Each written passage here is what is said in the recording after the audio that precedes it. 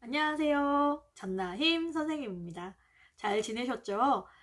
저는 개인적으로 이렇게 이사를 하는 바람에, 1년의 과정들이 있잖아요. 그러다 보니까 그런 것들을 챙기고 이렇게 하다 보니까, 사실 개인적으로는, 빨리 어머님들이 궁금해 하시는 거, 그 다음에 교육 관련한 그런 영상들을 올렸으면 좋겠어. 라고 생각을 했는데, 그게 좀 이렇게 일정상 여의치 않았던 것 같아요.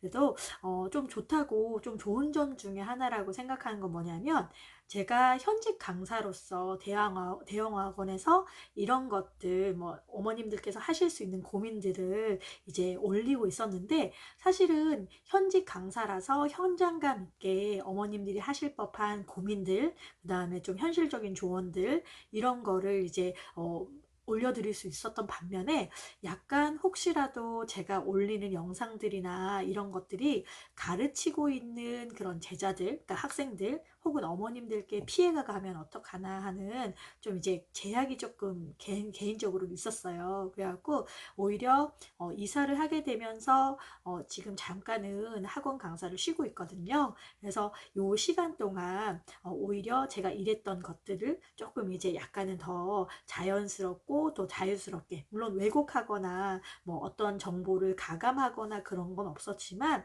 그래도 조금 더 제가 제약 없이 더 전달 드릴 수 있을 것 같아서 그 부분은 좋겠다라는 생각이 들었습니다. 자, 그럼 오늘은 좀 한번 고민을 같이 해봤으면 하는 주제가 뭐냐면요. 바로 이런 거예요. 초등학교 때의 문법 교육은 정말 필요한가?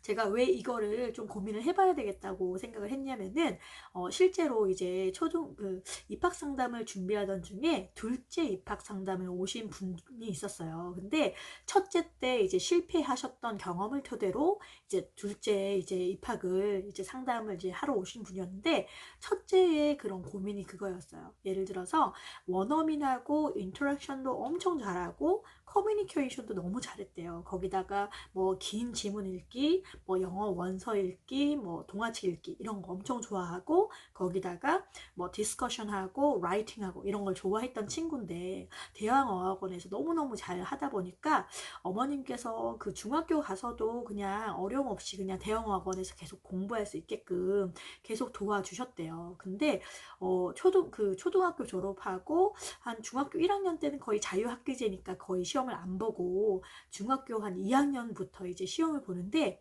다른 건 다 괜찮은데 이 문법 때문에 자기가 아이한테 그냥 너무 내버려 둔 건 아닌가.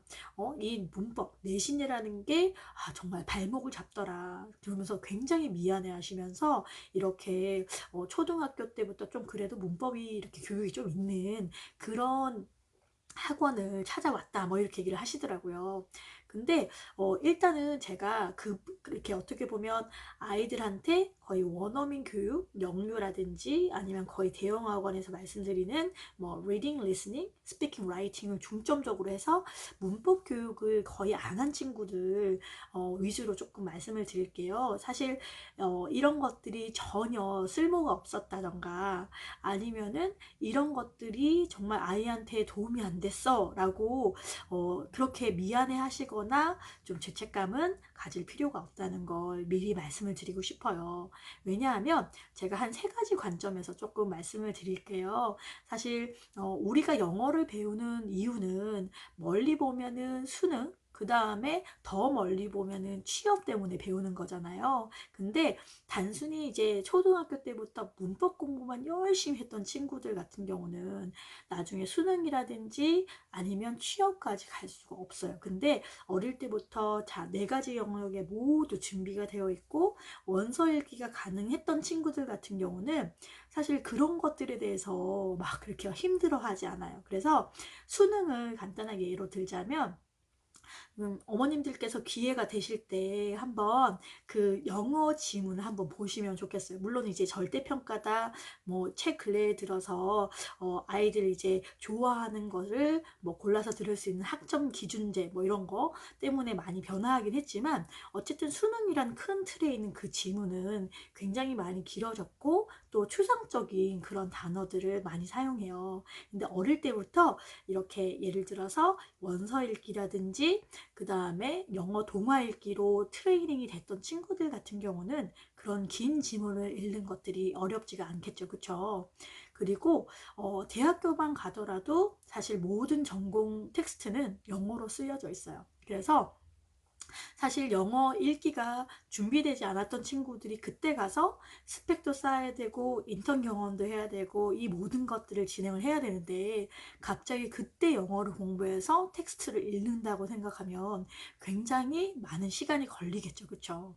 그 다음에 마지막으로 이제 취업을 준비할 때만 해도 저희가 요즘도 뭐 예를 들면 토익 스피킹이라든지 아니면 오픽 이런 것들 굉장히 특히 영어 면접이 굉장히 좀 요즘 많이 늘어나고 있는 추세인데 거기에서 원어민과 미리 얘기하고 이렇게 했던 경험들이 결코 헛되지 않는다는 거.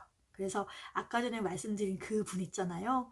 그분이 혹시라도 내가 너무 원어민과 이렇게 소통하는 거기만 초점을 맞춰서 아이를 내버려 둔 것 아닌가라고 고민을 하셨다면 전혀 고민을 할 필요가 없다는 거를 미리 안심을 시켜드리고 싶어요. 근데 여기서 이제 제가 말씀드리고 싶은 건 그럼 한국에서 뭐 선생님이 말씀하신 그런 대형학원을 다니고 나면 문법 교육 전혀 필요 없어요? 이 얘기인가요? 이렇게 여쭤보실 수가 있는데 아닙니다. 제가 이제 말씀드리려고 하는 요점은 일선에서 문법을 교육을 해보고 실제로 이제 중학교 내신을 좀 이렇게 경험을 해보고 지도를 해본 선생님으로서는 문법 교육은 정말 필요합니다. 근데 제가 말씀드린 그 문법 교육이라는 게 3학년, 4학년 뭐 그때 필요하다는 게 아니에요. 물론 그때도 가능은 하죠. 그때 3인칭 단수, 뭐 he, she, it은 동사가 3인칭형으로 변한다. 이렇게 할 수 있는데 아이들한테 좀 어떻게 보면 아웃풋이 그만큼 나오지 않아요. 할 수는 있어요. 할 수는 있지만 사실 그 인풋 대비 아웃풋이 좋을 때가 아니에요. 그래서 오히려 제가 이제 권유를 드리는 거는 지금 예를 들어서 계속 이제 영어를 읽고 말하고 쓰고 이런 걸 하는 거를 쭉 해주시되 한 5학년 정도부터는 문법적인 개념에 조금 노출을 시켜 드리라는 그 말씀이에요. 그래서 사실 왜 이렇게 말씀을 드리냐면 한 두 가지 이유가 있다고 생각을 하시면 될 것 같아요. 그 5학년 때부터는 6학년 때 사실 문법 교육을 들어가도 상관은 없어요. 근데 그때가 되면 한 1년밖에 안 남은 시점이잖아요. 중학교 들어가기 전까지. 그러다 보니까 수학도 해야 돼. 뭐 예를 들어 국어도 준비해야 돼. 뭐 이런 거를 하다 보면 마음이 급해지잖아요. 그쵸? 그래서 그때 막 1년밖에 안 남은 시점에서 갑자기 문법을 하겠다고 하면 많이 아무래도 마음이 급해질 것 같고 그러니까 제가 5학년부터 이제 권해드리고 대신에 이제 5학년부터 시작을 하더라도 갑자기 뭐 잘 다니고 있던 뭐 학원을 끊고 뭐 내신과 입시 위주의 학원으로 가라는 건 절대 아니고요. 오히려 뭐 EBS라든지 뭐 되게 유명한 인강 있잖아요. 그런 거를 계속 익숙해지게끔 듣게 하시는 거. 그거가 저의 일단은 포인트고요.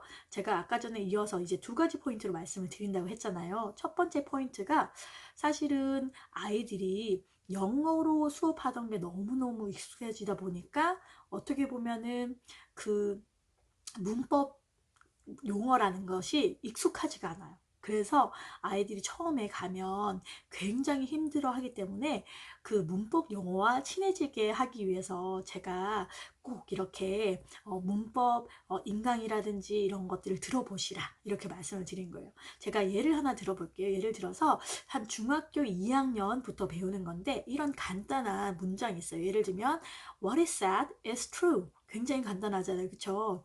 근데 이거를 시중에 이제 판매하는 그 내신 기출 문제집에 나오는 식으로 정리한 해설집이 있어요. 그래서 읽어보시면 자, 이 what을 동그라미를 딱 치고 이렇게 설명을 해놨어요. 이 관계대명사 what은 선행사를 포함한 관계대명사로서 뭐뭐 하는 것 이렇게 해석을 한다. 이것은 명사절을 이끌므로 문장 안에서 주어, 목적어, 보어의 역할을 한다.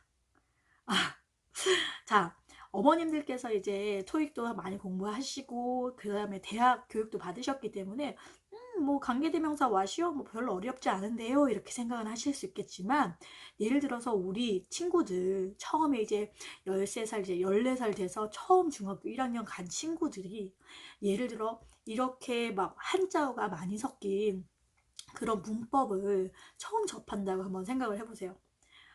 어떤 거는 국어도 어떨 땐 잘 이해 안 되는 문장이 있는데 이거를 관계대명사 왓은 뭐 선행사를 포함 깜짝 놀랄 수 있겠죠. 그쵸? 그래서 되게 신기한 게 너무너무 쉽게 관계대명사 what을 잘 쓰던 프리토킹 할 때 쓰던 친구들조차도 처음에 이렇게 한국어로서 풀이가 된 한자가 많이 섞인 그 문법 개념을 설명을 하면 뭐지? 그러니까 놀라요. 내가 알고 있었는 건데도 불구하고 이거를 이렇게 어렵게 설명을 하다니 이렇게 좀 받아들이게 돼서 좀 초반에는 약간 거부감이 조금 있는 친구들이 있더라고요. 그래서 제일 먼저 유념을 해 주실 게 몰라서 문법을 듣는 게 아니라 앞으로 중학교 3년 동안은 어쩔 수 없이 문법을 배우는 시기고 그 문법을 기초로 한 그 텍스트를 배우게 된 시기거든요. 그러다 보니까 문법 용어에 어느 정도 친해져 있어야만 예를 들어서 그런 문법 베이스된 그런 수업을 어려움 없이, 그러니까 쿠션 역할을 할 수 있게끔 문법 교육을 시켜달라는 말씀이고요. 그 다음에 두 번째가 어떻게 보면은 그 중학교 내신 문제가 변별력을 기르기 위해서 모든 것을 잘 알고 있느냐, 빠삭하게 알고 있느냐 하는 문법 중심의 문제가 한두 문제 정도 출제가 돼요. 그러다 보니까 사실 뭐 개인적으로 친구들 중에도 중학교 혹은 고등학교 영어 선생님이 있기 때문에 이해는 가요. 왜냐하면 모든 친구들이 100점을 맞는 시험은 좋은 시험이 아니잖아요. 그러다 보니까 그 변별력을 기르기 위해서라도 선생님들은 어쩔 수 없이 좀 이제 트리키한 문제들을 낼 수밖에 없어요. 예를 들어 뭐 그 기역, 니은, 디귿, 리을, 미음 다 이렇게 매겨놓고 문법적으로 틀린 것을 모두 골라라. 1번 뭐 2개, 2번 뭐 3개, 뭐 5번 아무것도 없음, 이런 식으로 다 만들게 되는데, 사실 그런 식으로 해서라도 네가 알고 있는 그 문법 지식을 한번 증명해봐, 이런 문제가 한 개 혹은 2개, 좀 많은 곳은 한 서너 개까지 한 3개 정도 출제되는 걸 봤어요. 그 다음에 그 문법 지식을 가지고 요즘엔 수행평가에서 라이팅을 하는 경우도 있어요. 그래서 어머님들께서 내 아이가 원어민하고 의사소통하고 그런 것들을 잘 해왔지만 처음에 이런 문법적인 준비가 되어 있지 않고 처음 중학교 2학년 시험을 보면 사실 틀리라고 내는 문제에 정말 잘 맞으려면 준비가 철저하게 되는 수밖에 없잖아요. 그렇죠? 그래서 내신 성적에서 나는 그래도 아이가 실망하지 않았으면 좋겠어, 그래도 좋은 성적으로 좀 이렇게 준비가 됐으면 좋겠어 라고 생각하시는 분들은 일찌감치 문법 교육을 계속 파닉스처럼 계속 이렇게 들어놓고 준비가 될 수 있도록 도와주신다면 더 좋은, 기대하는 그런 성적이 나올 것이라고 또 생각을 합니다. 그럼 제 영상이 도움이 되셨다면 좋아요와 구독 부탁드리겠습니다. 감사합니다.